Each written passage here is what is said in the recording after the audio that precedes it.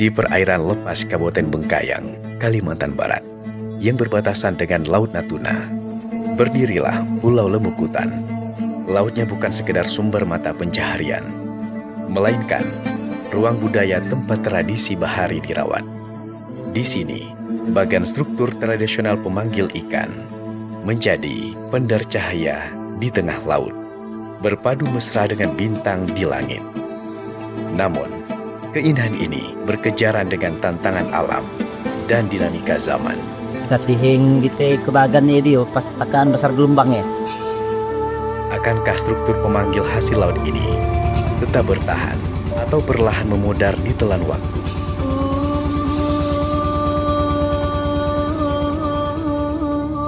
Inilah kisah Bagan dan Bintang.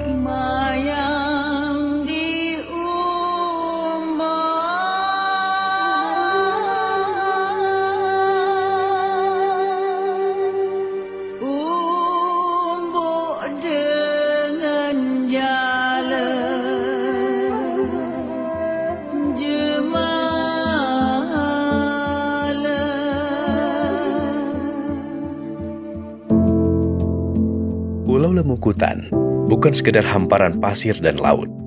Ia adalah sebuah ruang kehidupan, tempat masyarakat pesisir membangun sendi ekonomi melalui aktivitas bahari yang diwariskan turun-temurun.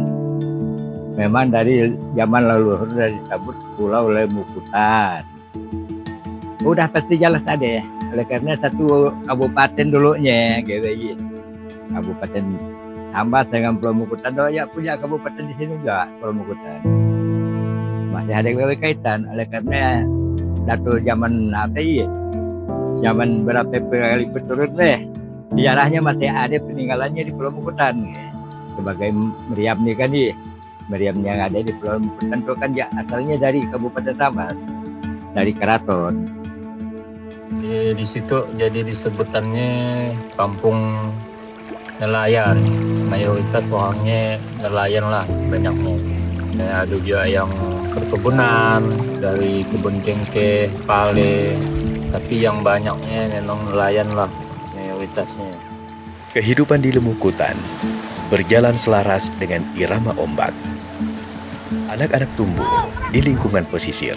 Kaum perempuan mendukung roda ekonomi rumah tangga, sementara para pria bersiap melaut demi menafkahi keluarga. Situ yang jadi banyak nelayan bagan.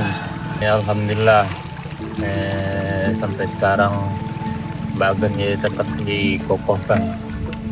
Tiap kampung itu banyak juga yang hati-hati punya bagan gitu.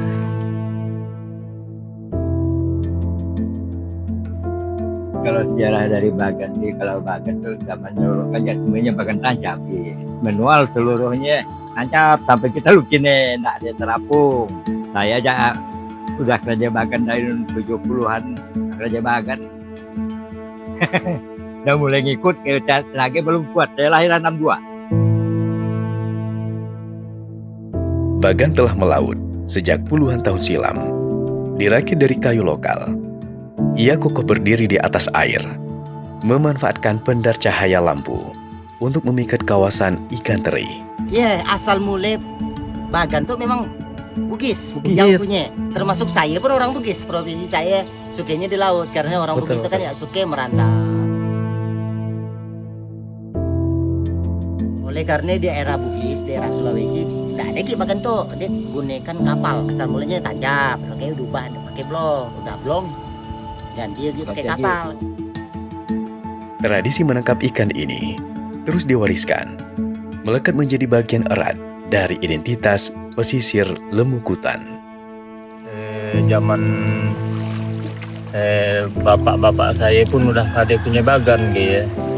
Tapi lain mananya, lain bagannya gitu dulu kan masih orang menggunakan pakai bagan nibung.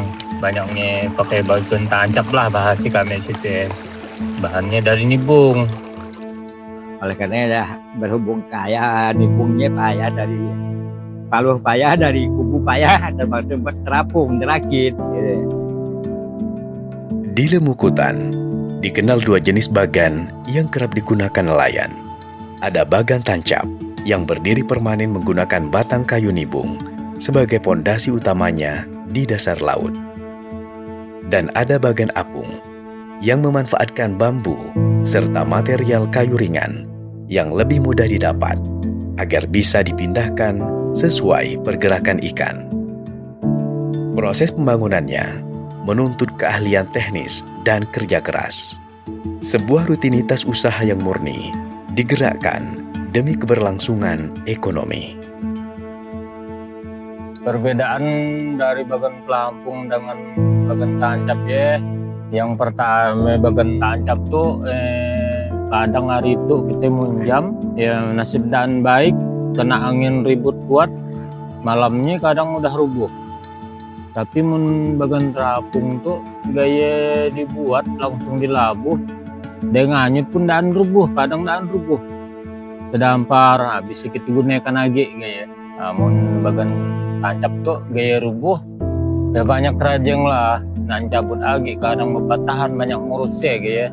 Bagan tancap tuh menggunakan tenaga ramai orang buatnya, tapi mun bagan terapung hanya cukup orang dua pun dah bisa gaya. Kadang ada yang satu orang pun bisa jadi gaya. Nah itu kan dia diselingi juga dengan barang yang bekas lama pakai. Itu aja saya proses tuh ya hampir nggak 10-an juga habisnya. Tapi kalau kita merakit dari nol sebuah beli semuanya 20 sih mungkin lebih mau. Saya yang lalu 2 tahun lebih baru rubuh. Nah, baru rubuh ya. Nah, itulah baru merakit lagi.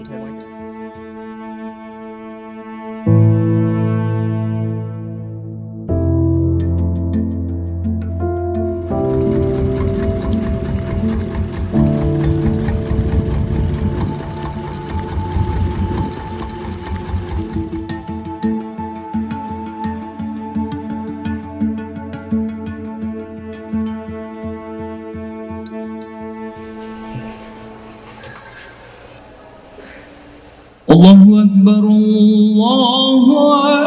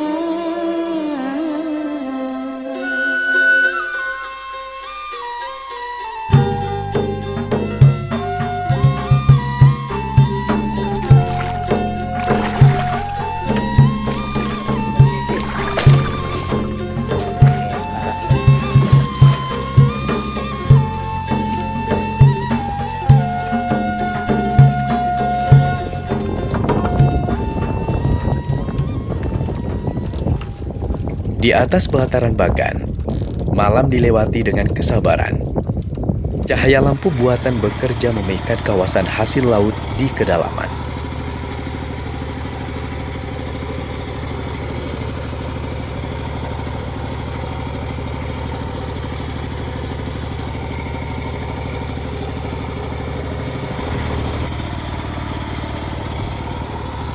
Kalau udah ikan teri siang nak hampirnya lagi-lagi kita gunakan di malam karena kan ngarapi lampu, cahaya lampu kan. Karena cahaya lampu jadi ikan kan ngumpul jadinya. Terus kita mulai kopi sambil nunggu ikan datang. Ngopi-ngopi dulu. Itu sekali iklan namanya itu. Iklan. Waktu menunggu jaring diangkat diisi dengan perbincangan hangat, mempererat rasa kebersamaan di antara para nelayan yang senasib sepenanggungan.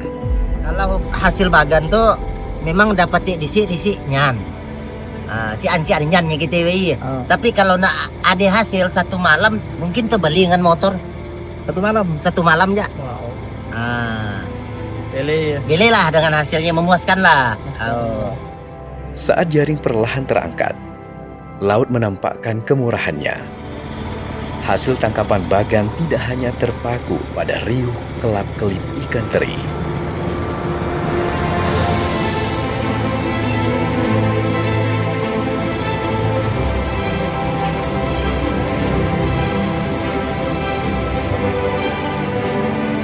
Bersamanya hadir pula ikan tamban, sotong, serta beragam ikan kecil lainnya. Ragam berkah malam ini menjadi sumber pendapatan yang akan menggerakkan nadi perekonomian di darat.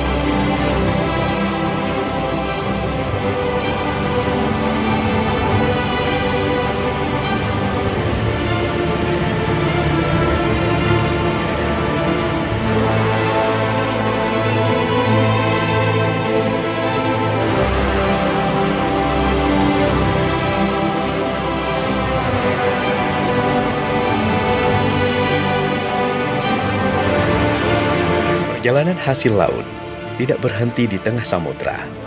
Begitu fajar menyingsing, kesibukan berpindah ke daratan.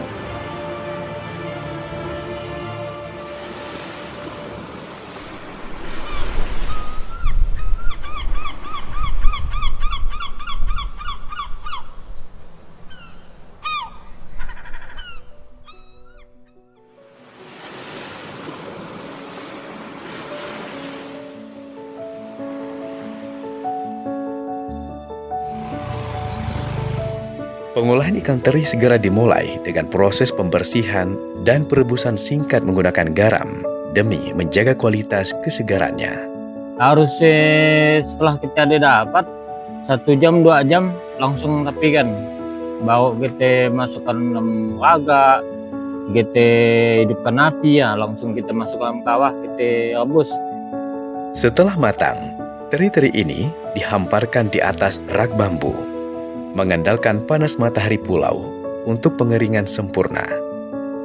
Proses teliti inilah yang mengubah hasil tangkapan mentah menjadi komoditas unggulan bernilai jual tinggi. Nyamurnya tetap pagi hari, menggunakan matahari tadi. Nah, jadi mungkin kita dapat pagi, sekitar subuh lah, ibaratnya jam 2, jam 3, sampai ke pagi ya, baru kita sekalian langsung balik. Memang ada yang tidak sebagian yang tidak tertarik ke Bagan gitu. Nah, tertarik ke Bagan ada maunya usaha di luar, sebenarnya ada yang ditawin, ada yang dicampaki dompeng, cuma cari gitu. Tidak jauh sebenarnya.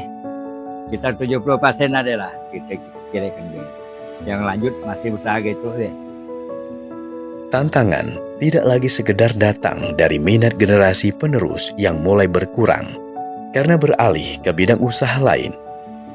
Nelayan kini dihadapkan pada kelangkaan bahan baku seperti kayu nibung yang kian sulit diperoleh untuk membangun pondasi Bagan tancap.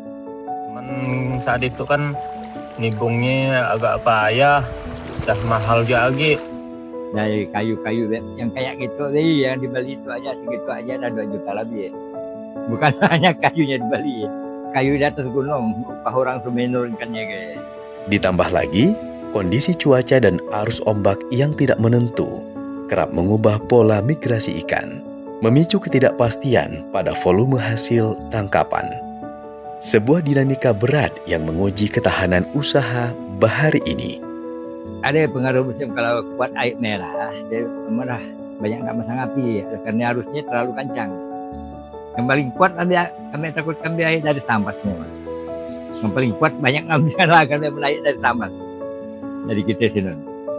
Kita curah hujan kuat. Curah hujan kuat jadi kayak air sungai, kayak sungai Kapuas, dia meluap ke lautan. Airlah yang digerakkan air merah. Biasa dari Pontianak, biasa dari Sambas. Kalau air merah teh arusnya kuat. Kuat arusnya. Kadang-kadang kalau bagian tancap bisa roboh. Memang kendalanya ombak lah. Memang kendala kalau gitu dah gelombang besar mana juga kita nanti. Bagan ya, ngail pun dan bisa. Menghadapi segala keterbatasan, masyarakat nelayan Lemukutan memilih untuk terus melangkah. Rasa gotong royong dalam merawat Bagan tetap dipelihara. Jadi kami inisiatif seorang menggunakan pakai Bagan, pakai terapung. Rangkaiannya ya pasti masih pakai kayu. Ada yang beli di seberang, ada yang menggunakan kayu dari lokal Pulau Lemukutan tuh. Iya.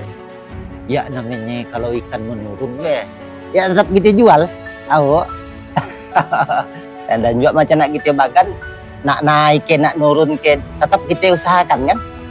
Saling menolong lah kita. Kalau seandainya macam kami lah, tetangga kami banyak dapat. Seandainya 40 keranjang, 20 keranjang, biasanya tetangga pun nolong kita.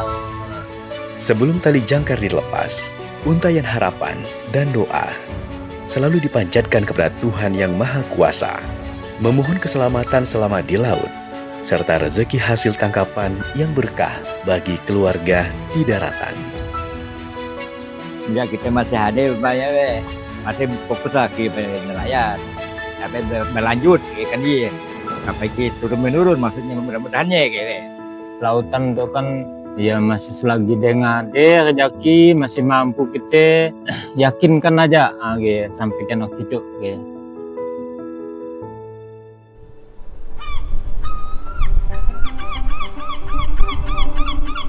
Aktivitas pengolahan dan keberadaan bagan ini berkembang menjadi daya tarik pariwisata edukatif.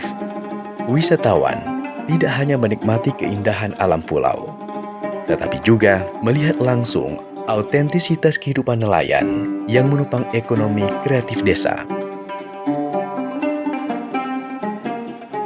Lebih dari sekedar rumah bagi para perajut malam, Pulau Lemukutan menyimpan pesona yang kian merekah, gerbang dari surga bahari Kalimantan Barat yang terus menyambut setiap jiwa yang rindu akan ketenangan.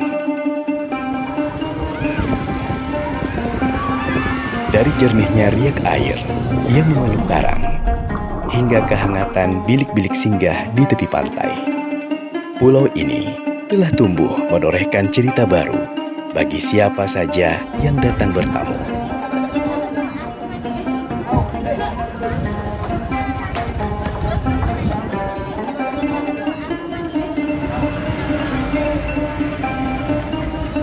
Namun, saat ingar-bingar dermaga mulai mereda dan mentari pamit ke peraduan, Lemukutan akan selalu kembali pada takdir sejatinya.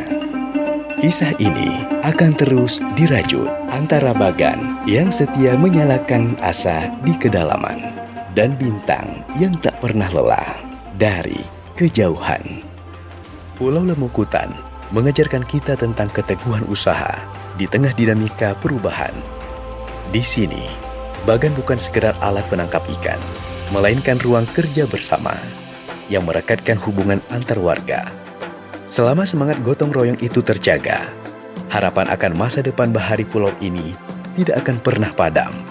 Sebab, menjaga warisan budaya bukan sekedar merawat masa lalu, melainkan keberanian menjaga cahaya tradisi agar tetap hidup di masa depan. Bagan dan bintang, dua cahaya yang saling melengkapi. Satu berpijar di kedalaman laut, satu setia berjaga di sunyian langit. Keduanya menuntun keseimbangan hidup manusia. Tanpa bintang, malam kehilangan arah. Tanpa bagan, tradisi kehilangan cahaya. Di perairan ini, bagan dan bintang berjanji untuk tidak saling meninggalkan.